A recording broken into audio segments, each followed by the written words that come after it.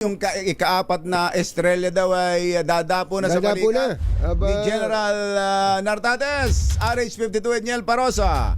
Kami na Jel!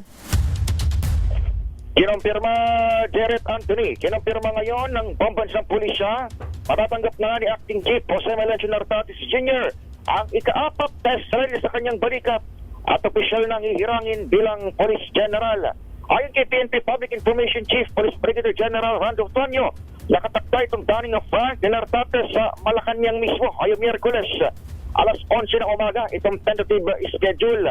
Batay sa memorandum mula Campo Crame, mismong si Presidente Bongbong Marcos ang nakatakdang magawag ng estrella dito kay Nartates sa President's Hall sa Palasyo.